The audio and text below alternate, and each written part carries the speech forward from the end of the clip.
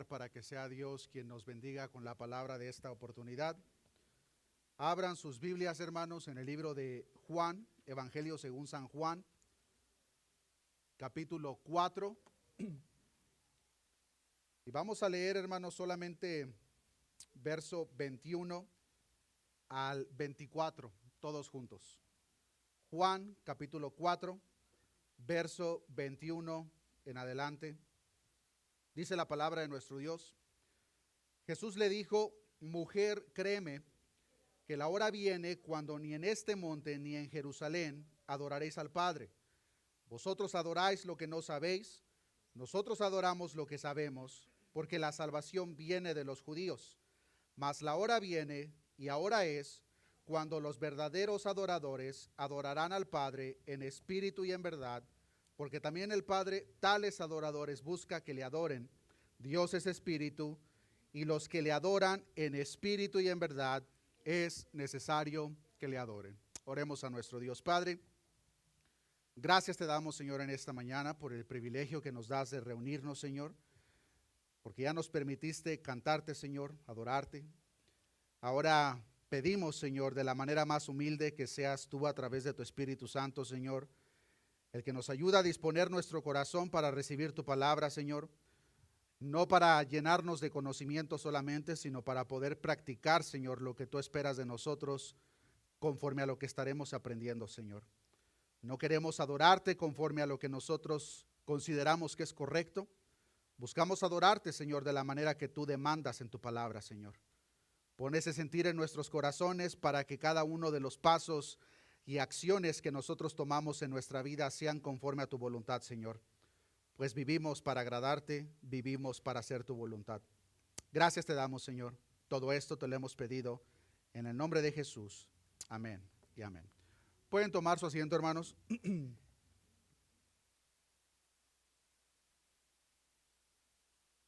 Muchos de nosotros, hermanos, que somos parte de Iglesia Bíblica Sublime Gracia, hemos asistido a diferentes congregaciones previamente. Existen dos elementos primarios que la gente comúnmente analiza al momento de analizar una iglesia para ver si desean ser partícipe de ella. La primera es la predicación.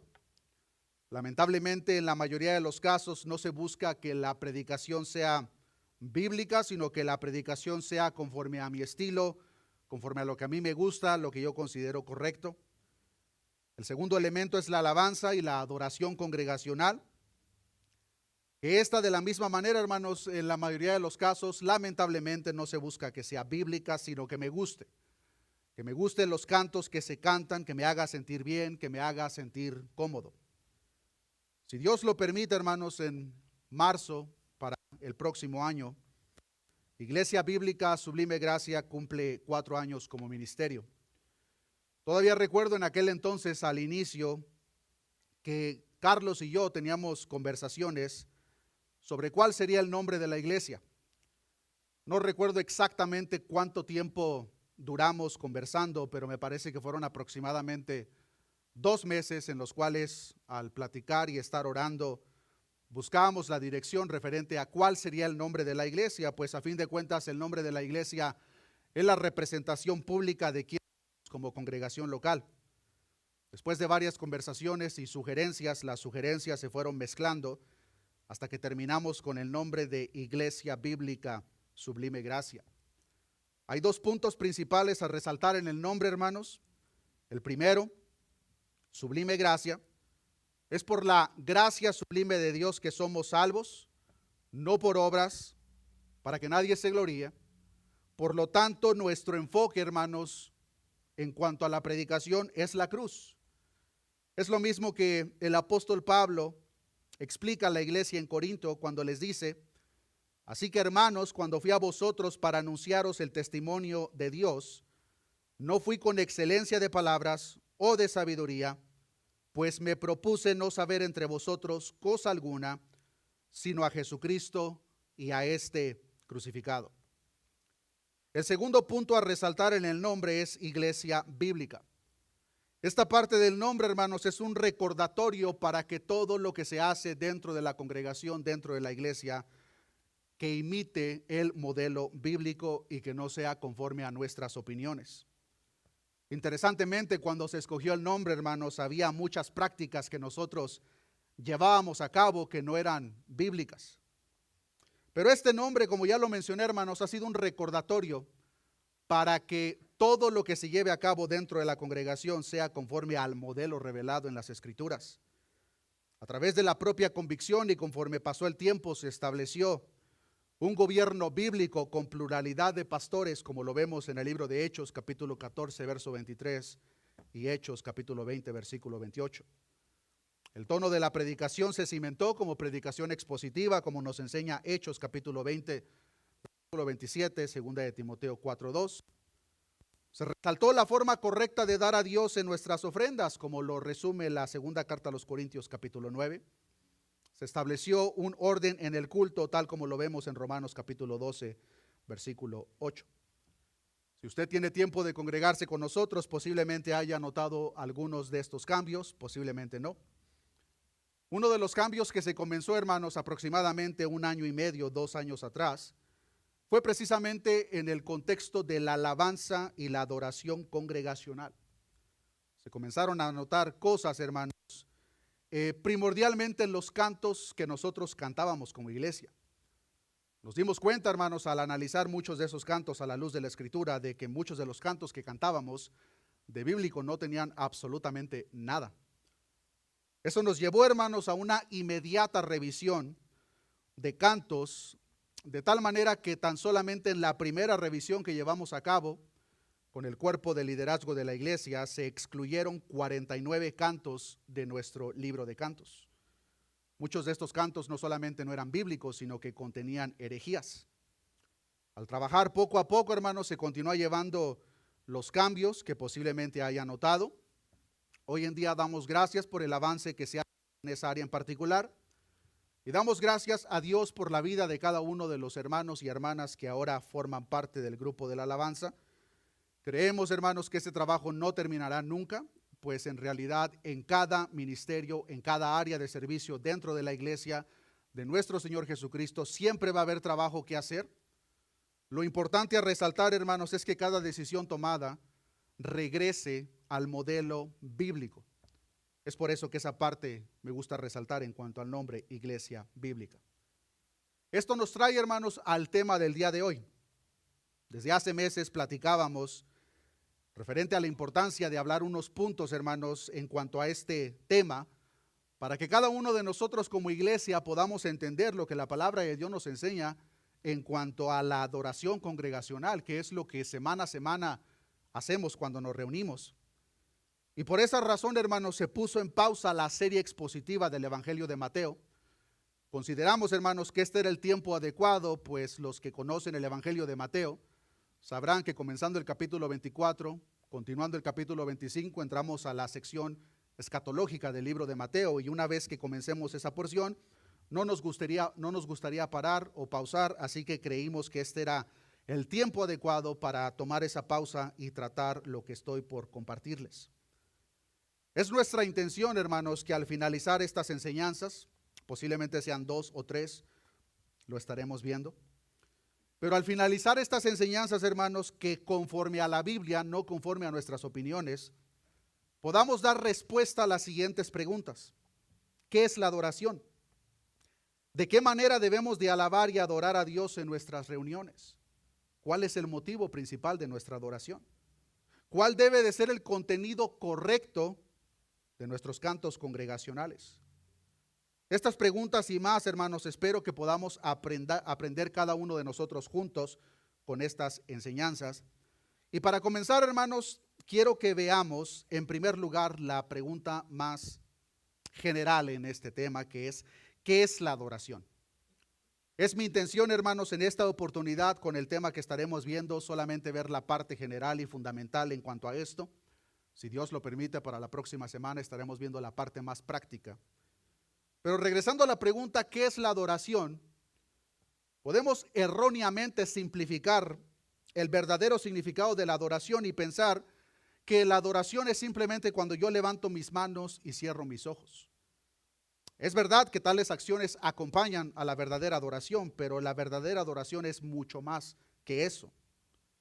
La palabra adorar, hermanos, la encontramos aproximadamente 150 veces en la Biblia, en la traducción Reina Valera 1960. Estas aproximadamente 150 palabras que encontramos en la traducción Reina Valera 1950 vienen de un conjunto y una diversidad de palabras en su idioma original. De hecho, hermanos, son 6 palabras diferentes que nosotros encontramos en el arameo, en el hebreo y en el griego original, que cuando se traducen al español, se traduce como adorar. De manera resumida, la idea principal que vemos de esta palabra es postrarse o humillarse delante de alguien o rendir honor y gloria a un ser superior. Nosotros, claro, que lo que queremos aprender, hermanos, es cómo adorar a Dios. Pues es a Dios a quien reconocemos como el único Dios verdadero y Señor de nuestras vidas. Pero enfatizo y menciono esta parte, hermanos, porque lamentablemente hay mucha gente que está adorando, pero no necesariamente a Dios. Hay gente que adora a diversas deidades, ídolos, incluso al mismo Satanás. La palabra de Dios nos enseña, hermanos, que el mismo Satanás tentó a nuestro Señor Jesucristo ofreciéndole cosas terrenales y Jesucristo se postrase y le adoraba.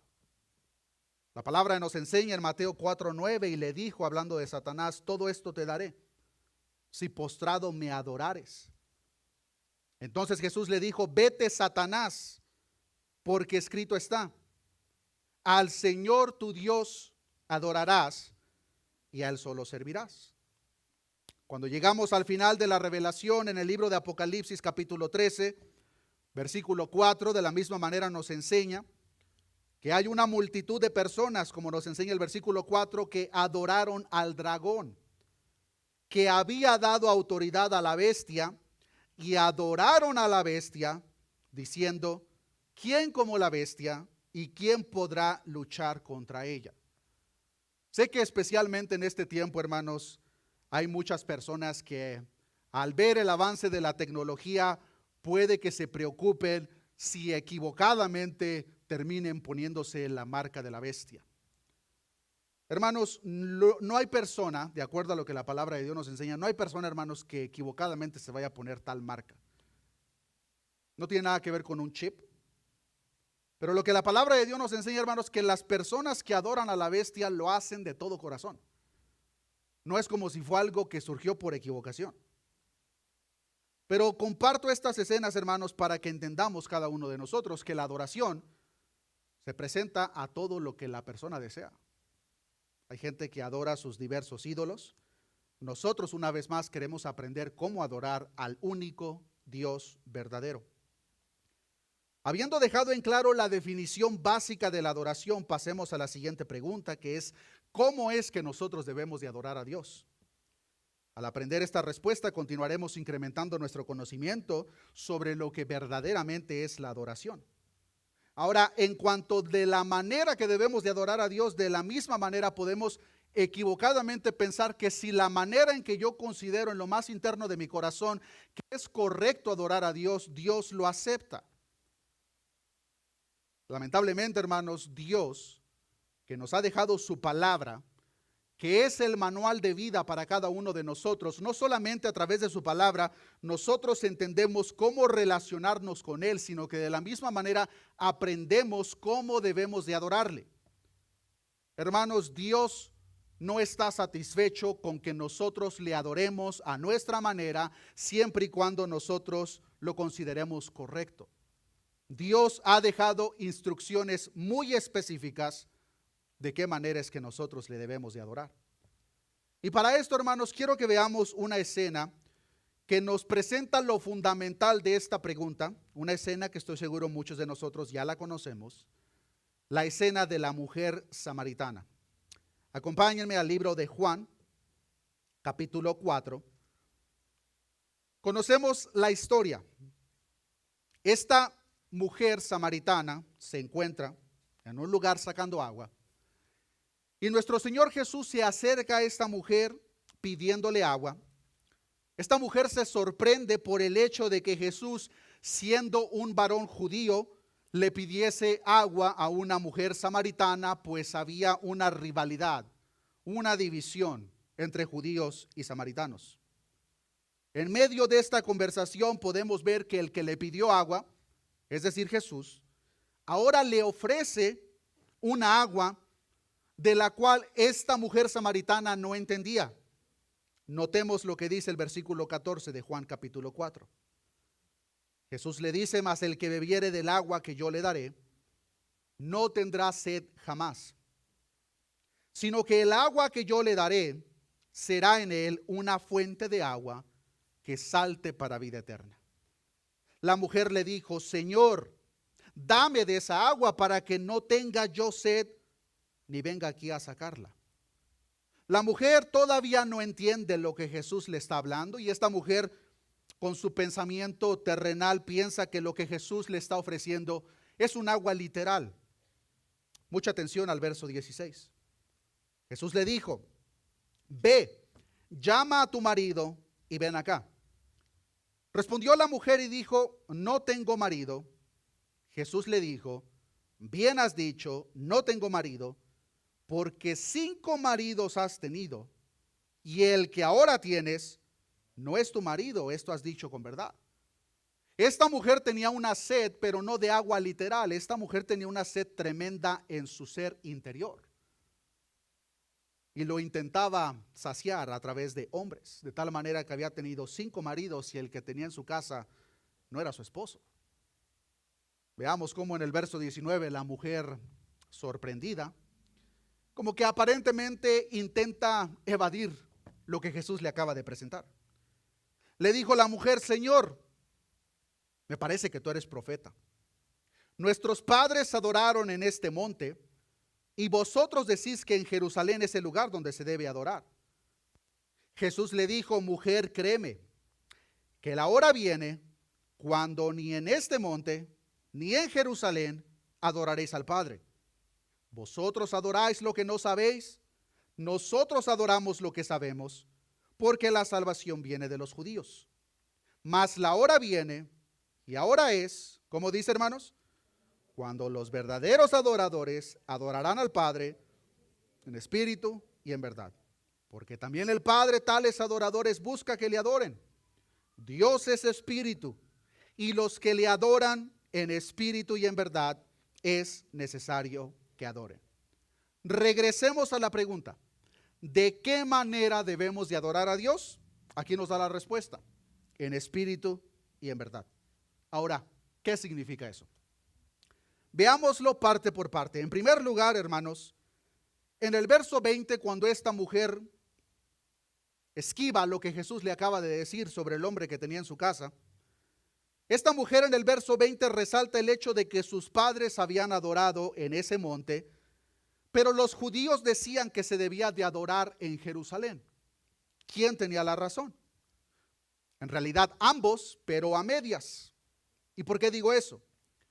Verán, hermanos, los samaritanos solamente aceptaban el Pentateuco como palabra de Dios.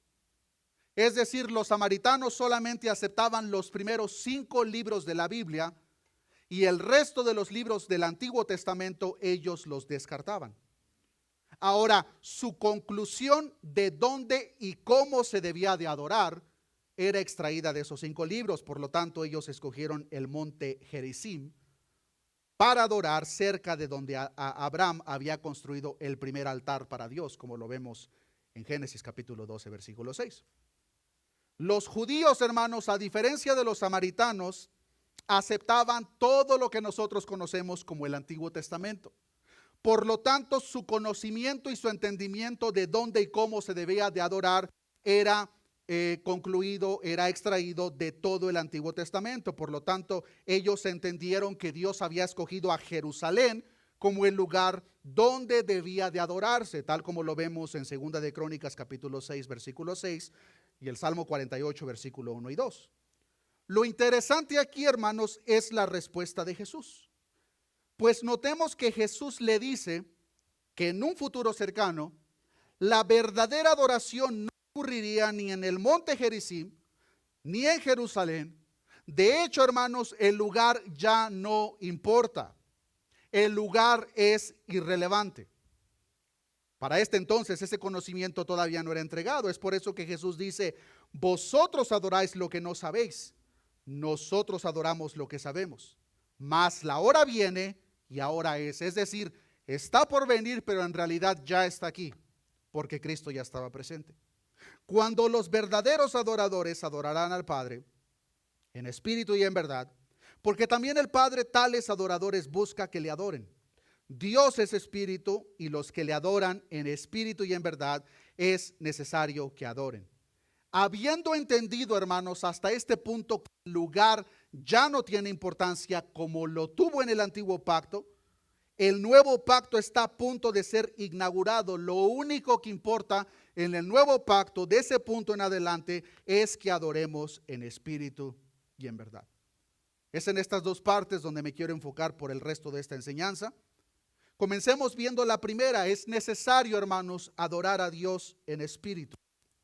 Es necesario adorar a Dios en espíritu por el simple hecho que Dios es espíritu. Repito el versículo 24, Dios es espíritu, y los que le adoran en espíritu y en verdad es necesario que adoren. Queridos hermanos, cuando nosotros pensamos en la persona de Dios, cada uno de nosotros hacemos uso de nuestra imaginación para poder complementar una ilustración de quién es Dios o la imagen física de Dios.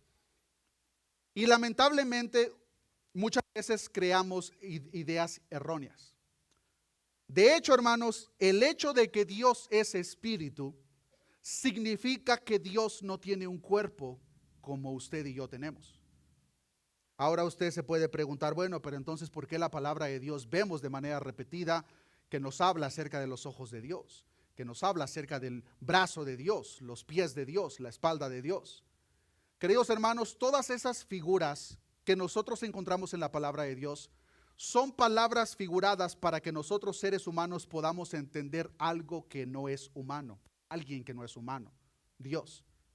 A este tipo de expresiones se le conoce como antropomorfismo.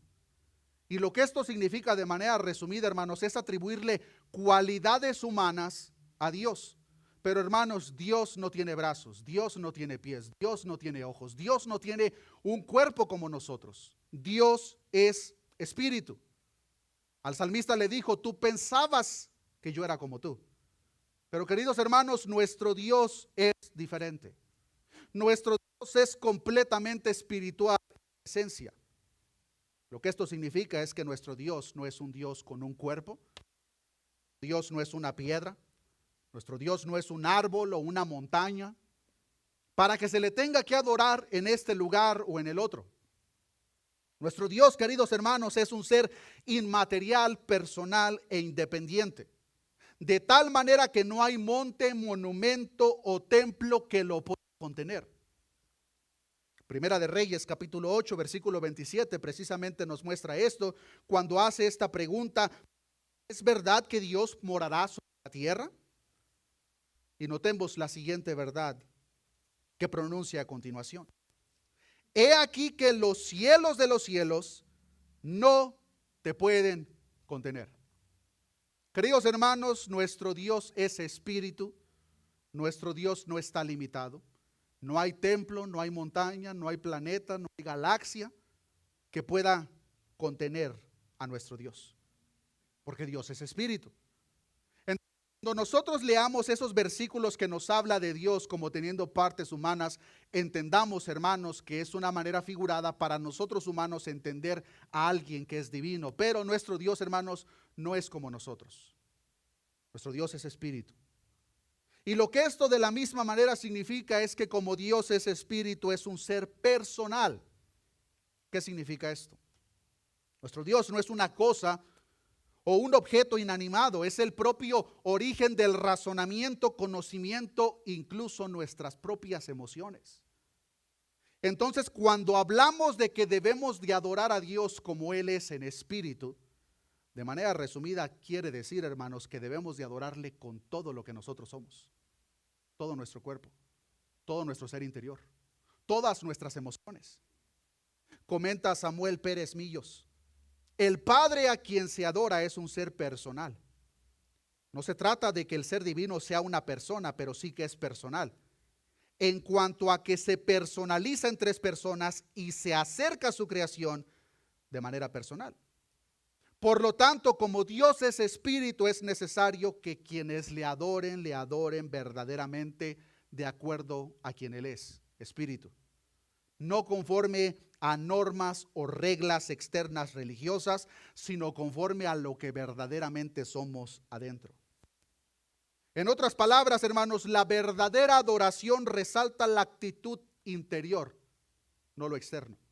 Ojo, no estoy diciendo que lo externo no importa, pero sí estoy diciendo que si lo externo no va acompañado con que lo interno esté alineado conforme al modelo de Dios, de nada nos sirve. Nuestra adoración será rechazada por parte de nuestro Dios. La verdadera adoración no es una mera fórmula, una ceremonia, sino una realidad espiritual que está en armonía con la naturaleza de Dios, que es espíritu. Ahora, notemos, hermanos, que la adoración que se espera de nosotros no solo debe de ser en espíritu, es decir, con todo nuestro ser, con todos nuestros anhelos y todos nuestros sentimientos, sino que tal adoración debe de ser regulada por la verdad. Versículo 24, regresemos a Juan. Dios es espíritu, y los que le adoran en espíritu y en verdad es necesario que adoren. Nuestra adoración a Dios, queridos hermanos, debe de ser consecuente con la palabra que Dios ha revelado acerca de Él mismo. ¿Cuál significa, hermanos, que por muy gloriosas, maravillosas y hermosas que sean nuestras intenciones, si nosotros estamos adorando a Dios de una manera contraria a lo que la verdad, su palabra nos ha revelado, tal adoración, queridos hermanos, no es aceptada por nuestro Dios? Y creo que hemos llegado a la parte más problemática de nuestros tiempos. La gente comúnmente adora a un Dios que no conoce. Y como no lo conoce, le adora a su propia manera. Se repite a escala mayor lo que pasó cuando el apóstol Pablo visitó la ciudad de Atenas. ¿Recuerdan qué fue lo que pasó cuando Pablo llegó y encontró esa inscripción en la pared? Hechos capítulo 17, versículo 23. Dice la palabra: pasando, hablando Pablo, y mirando vuestros santuarios, hallé también un altar en el cual estaba esta inscripción. Ayúdeme a leer cuál era la inscripción. Al Dios no conocido, al que vosotros, ¿cómo? Adoráis, pues sin conocerle, es a quien yo os anuncio. Notemos que en Atenas, hermanos, estas personas estaban adorando a un Dios que no conocen. Y dice Pablo: a ese Dios que ustedes están adorando sin conocerle, es el Dios a quien yo vengo a anunciar. Lamentablemente, hoy en día, hermanos, mucha gente puede adorar a Dios de la misma manera. Adorar a Dios, a un Dios que no conocen. Y por lo tanto, la manera en que le adoran es dictado por sus propias emociones. Y es común, hermanos, que la gente hoy en día atribuya ciertos sentimientos a lo que viene siendo la verdadera adoración. Es inevitable, hermanos, que nuestras emociones no acompañen la verdadera adoración. Pero la verdadera adoración, hermanos, no es dictada por nuestras emociones. ¿A qué me refiero? Hace unos meses atrás, hermanos, vino una de las artistas seculares más famosas de nuestros tiempos, la famosísima Taylor Swift. Lo que llamaba mi atención, hermanos, es de que las personas que atendieron a tal concierto, que se encontraban en primer fila, esas personas, hermanos, no podían sostener el hecho de que estaban delante de su ídolo, de esta persona. De tal manera que estas personas lloraban, se caían, se desmayaban. Y lo que llamó mi atención es de que las mismas manifestaciones en ese concierto de Taylor Swift, la gente le está atribuyendo a adorar a Dios. ¿Por qué? porque se está adorando al Dios que no se conoce. Y creemos que si la intención que está en mi corazón es correcta, Dios la va a aceptar. Repito, hermanos, si nuestra adoración a Dios no es en espíritu y en verdad, nuestra adoración no será aceptada por Dios. Queridos hermanos, una verdadera adoración a Dios no puede ser fuera del conocimiento de lo que su palabra nos revela. Porque cuando eso sucede, hermano, hermana, tu adoración, por muy gloriosa, bonita que tú consideres que sea, será rechazada por Dios.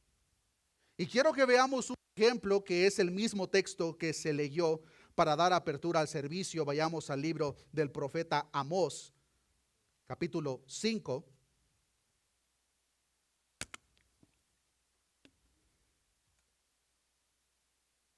Leo el versículo 21 en adelante.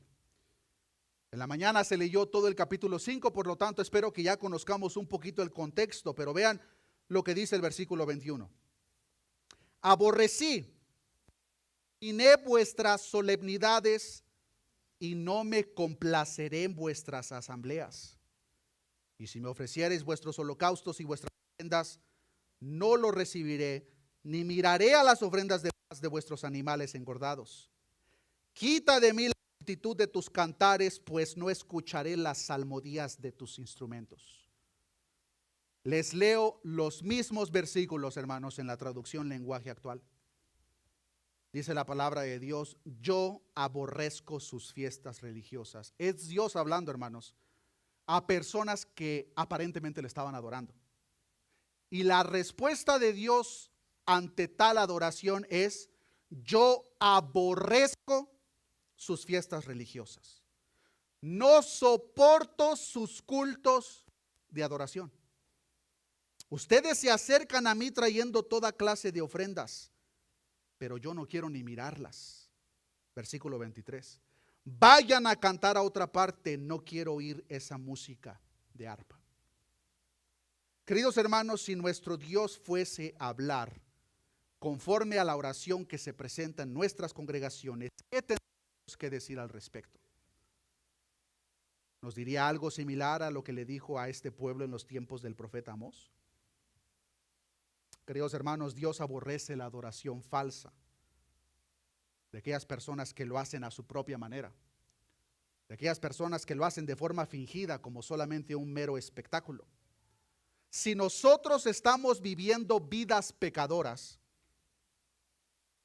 y al momento de adorar a Dios no estamos con el menor interés de tratar esas prácticas pecaminosas, hermano, hermana, tu adoración es falsa delante de Dios. Tu adoración es falsa porque no estás adorando en espíritu. No estás adorando con todo tu ser, con todo lo que tú eres. Estás escogiendo de una manera muy conveniente: con esta parte de mi vida sí le voy a agradar a Dios, pero con esta vida como que no. Por lo tanto, nuestros cánticos, nuestras alabanzas, nuestras adoraciones, nuestro Dios las aborrece, si es que las presentamos de tal manera.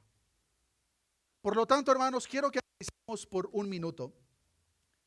Cuando nosotros adoramos a Dios en la congregación local, ¿cuál es nuestro sentimiento primario al momento de adorar a Dios? ¿Es simplemente nuestro deseo ser partícipes de algún sentimiento al momento de nosotros ser partícipes de la adoración a Dios? ¿O verdaderamente queremos darle a Dios lo que Dios espera de nosotros conforme a lo que Él ha demandado? Queridos hermanos, espero que entendamos que la adoración no es para que tú te sientas bien. Lamentablemente podemos salir incluso de un culto de adoración y decir: oh, como que hoy no me gustó la adoración. Qué bueno que no te gustó, porque no es para ti, es para Dios. Pero si ponemos atención, hermanos, muchas veces no nos interesa que lo que estamos haciendo agrade a Dios.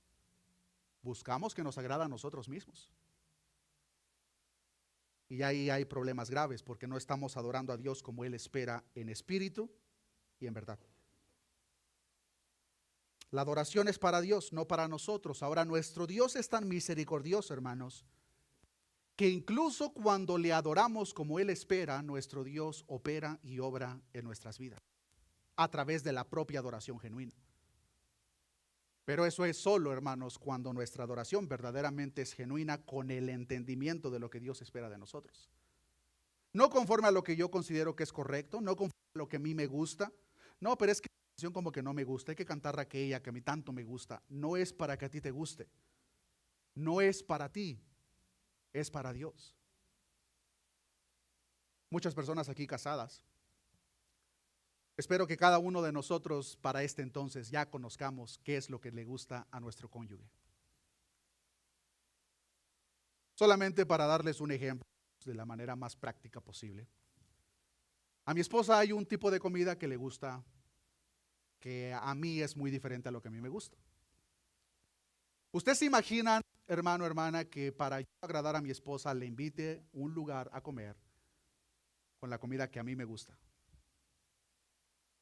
Ya no lo estoy haciendo para mi esposa, ya lo estoy haciendo para mí. Lamentablemente, hermanos, en la congregación podemos cometer el grave problema de hacer lo mismo. Hacer las cosas no porque a Dios le agrada que se hagan de esa manera, porque a mí me gustan. No, hermano, pero es que yo creo que aquí se debe de hacer así. Si nuestras opiniones no vienen con un fundamento bíblico, queridos hermanos, no valen absolutamente nada. Ahora, cuando nosotros adoramos a Dios en espíritu y verdad, de acuerdo a su verdad, lo que su verdad nos revela, nosotros vamos a entender muchos puntos, pero en esta oportunidad me voy a limitar a solamente mencionar algunos. Cuando nosotros entendemos lo que la palabra de verdad revela de quién es Él, por consecuencia vamos a entender quiénes somos nosotros delante de Dios, lo cual va a generar un espíritu humilde delante de Él, que es un prerequisito, hermanos, lo repito, la humildad es un prerequisito para adorar a Dios. No se puede adorar a Dios de una manera genuina si no existe humildad en nuestro corazón. De hecho, hermanos, si lo que existe en nuestro corazón es orgullo, nuestro Dios aborrece lo que sea que nosotros podamos hacer. Ya sea predicar su palabra, ya sea adorarle, ya sea cantarle, sea lo que sea, hermanos. Si lo que gobierna nuestro corazón al momento de presentar tal servicio es el orgullo, nuestro Dios lo aborrece. Ahora, este rendimiento de honor o humillación delante de nuestro Dios, claro que puede tener una manifestación física en lo exterior, pero el enfoque, una vez más, queridos hermanos, tiene que ver con lo más interno, lo más profundo, nuestro espíritu. Y ninguno de nosotros podemos humillarnos de la manera correcta delante de Dios si no entendemos en primer lugar quién es Dios y por consecuencia quiénes somos delante de Dios nosotros. De hecho, cuando nosotros entendemos este concepto de quién es Dios verdaderamente, de acuerdo a lo que su palabra revela y quiénes somos nosotros delante de Dios, hermanos, será inevitable no humillarnos de la manera correcta delante de nuestro Dios. Y para esto, hermanos, me gustaría compartir algunos ejemplos para que lo podamos ver a la luz de la Escritura. ¿Cuántos de nosotros recordamos aquella escena de la pesca milagrosa cuando Pedro, antes llamado Simón, estaba pescando por todo el día y no sacó absolutamente nada? Pero llega Jesús, llega el maestro. ¿Y qué fue lo que pasó? Lucas capítulo 5, versículo 4. Mucha atención, hermanos, a lo que vamos a ver en estas escenas.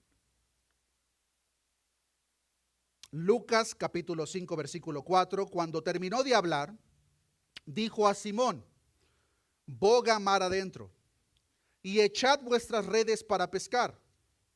Respondiendo Simón le dijo: maestro, toda la noche hemos estado trabajando y nada hemos pescado, mas en tu palabra echaré la red. Y habiéndolo hecho, encerraron gran cantidad de peces y su red se rompía. Entonces hicieron señas a los compañeros que estaban en la otra barca para que viniesen a ayudarles, y vinieron y llenaron ambas barcas de tal manera que se hundían. Ayúdenme a leer el versículo 8.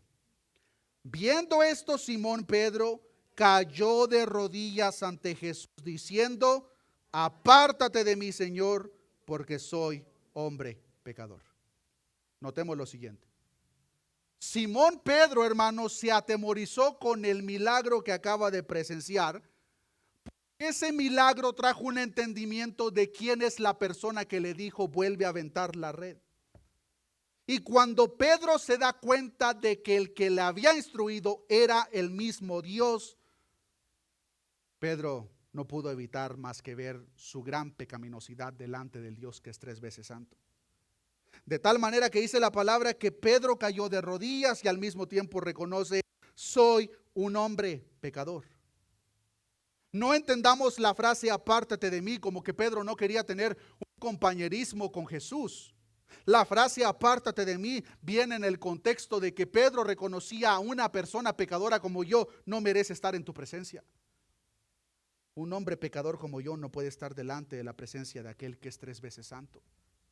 Pero lo que quiero resaltar aquí, hermanos, es que cuando Pedro reconoce quién es Jesús, quién es Él por consecuencia, fue inevitable que Pedro no cayese de rodillas a adorarle.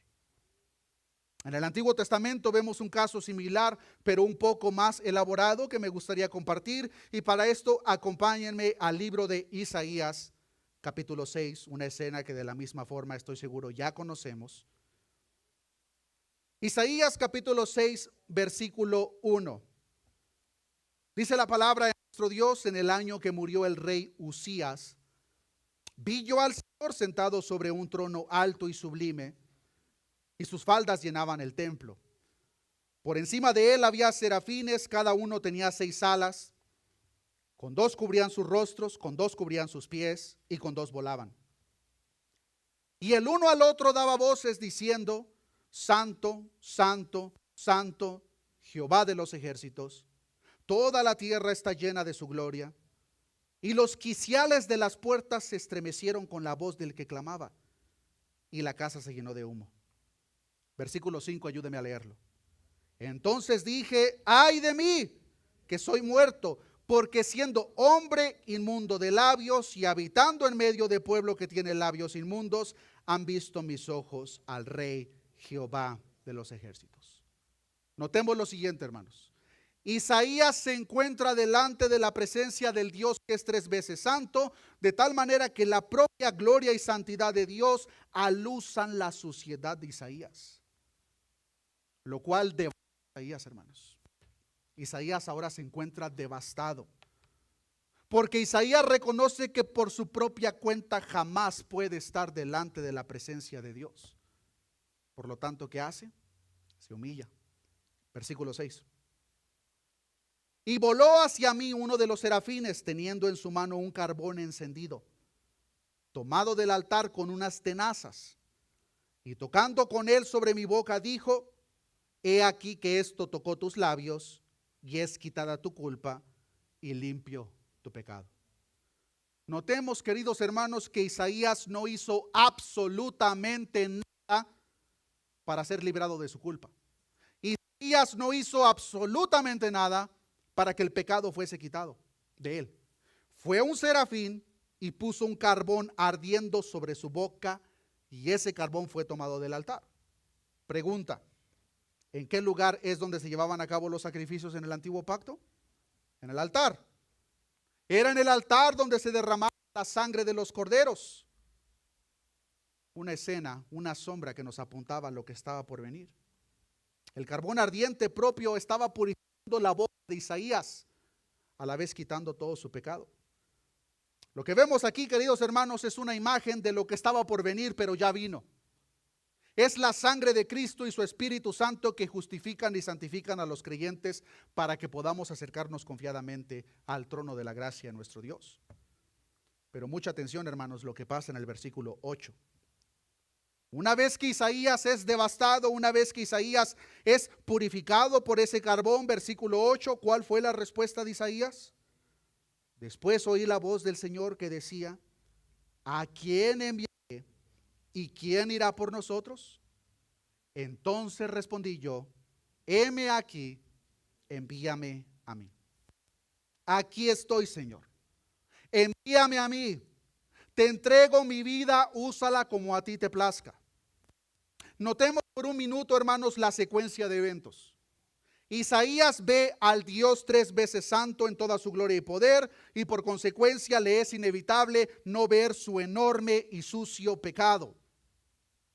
El serafín pone el carbón ardiente sobre su boca, que al mismo tiempo le quita el pecado. Isaías, tus pecados te son perdonados.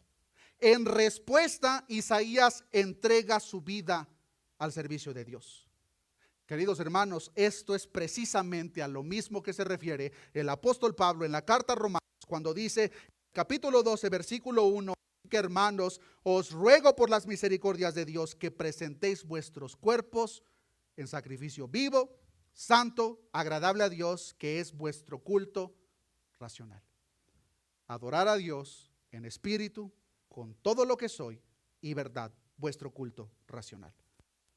Queridos hermanos, a no ser que nosotros entendamos esta gloriosa a un nivel personal, jamás podremos adorar genuinamente a Dios. Por consecuencia, cuando nosotros verdaderamente hemos sido partícipes del perdón, como lo fue Isaías, cuando hemos sido partícipes de la justicia de Cristo a nuestro favor, no nos podemos quedar callados. No nos podemos quedar con los brazos cruzados. La respuesta inmediata por parte de nosotros va a ser adorar a Dios en espíritu, con todo lo que soy, con todos mis pensamientos, con todas mis fuerzas, con todo mi cuerpo y en verdad, no conforme a mis opiniones, no conforme a lo que yo creo que es correcto, conforme a la verdad revelada por parte de nuestro Dios. Esa, queridos hermanos, es la manera correcta en que nosotros debemos de adorar a Dios. De tal manera que esta adoración se vuelve en algo continuo en nuestra boca. Pero nuestra boca a ese punto simplemente está expresando lo que ya existe en lo más interno de nuestro ser. El propio Isaías más adelante en el capítulo 25 versículo 1 dice: Jehová, tú eres mi Dios, te exaltaré, alabaré tu nombre porque has hecho maravillas, tus consejos antiguos son verdad y firmeza. Cuando nosotros entendemos lo que Dios ha hecho por nosotros, queridos hermanos, será imposible quedarnos callados. Eso es adorar a Dios en verdad.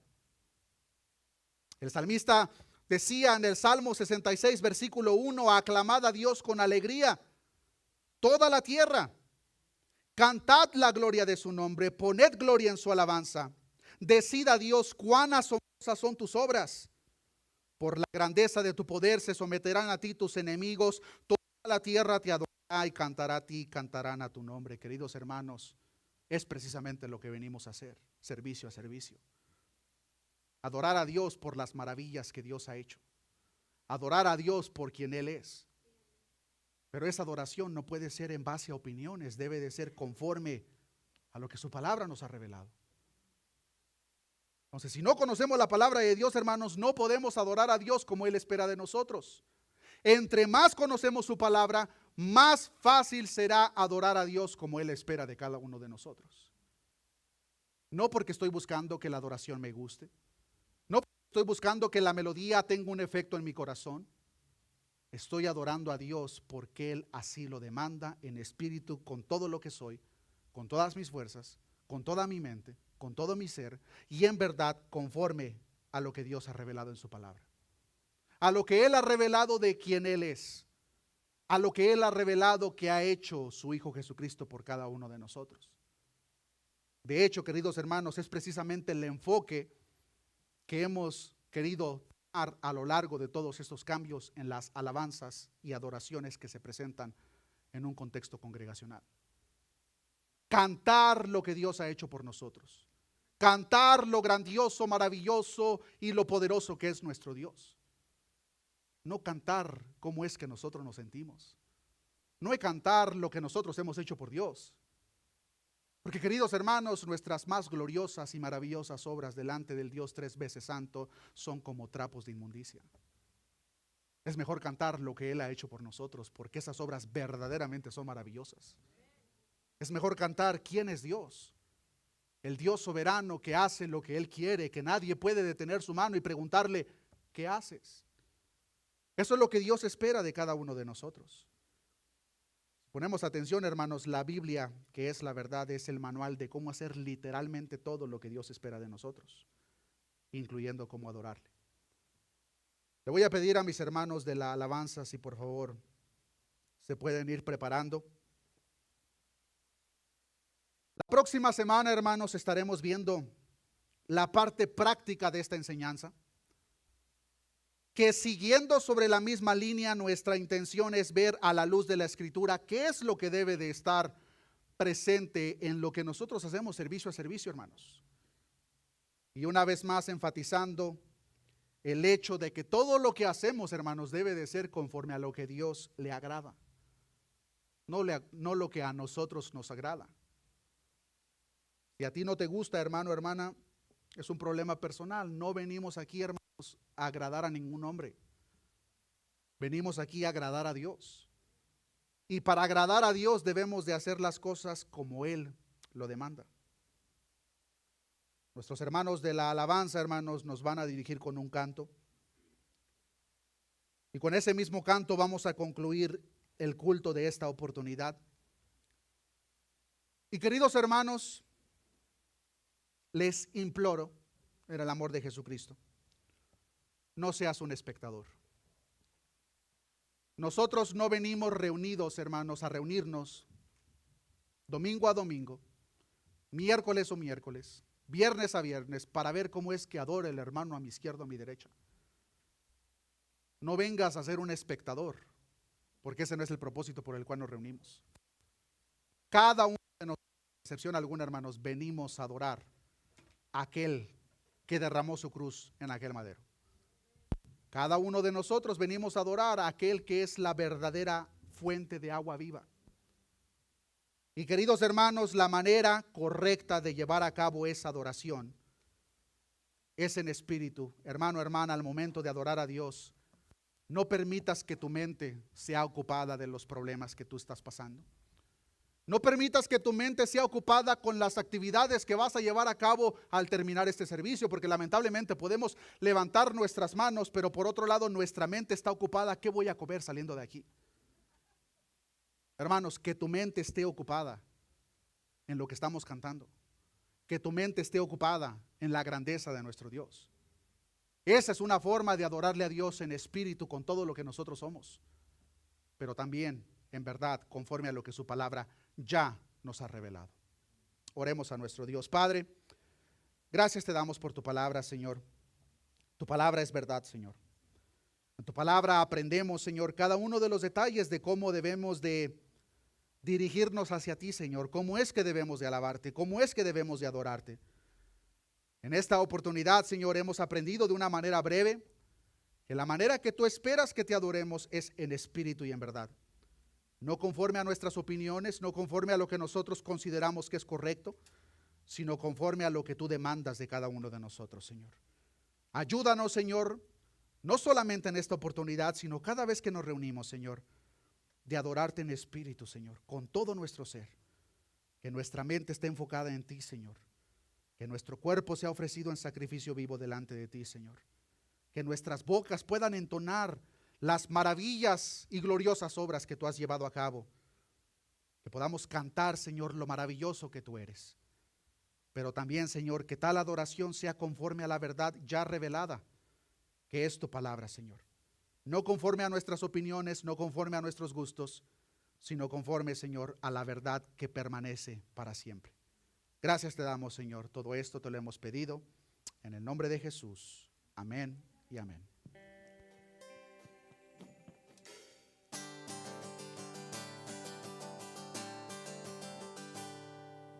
Muy sediento y vacío, ven y bebe agua viva. Quebrantado y cargado, vas de ofrecer agua viva.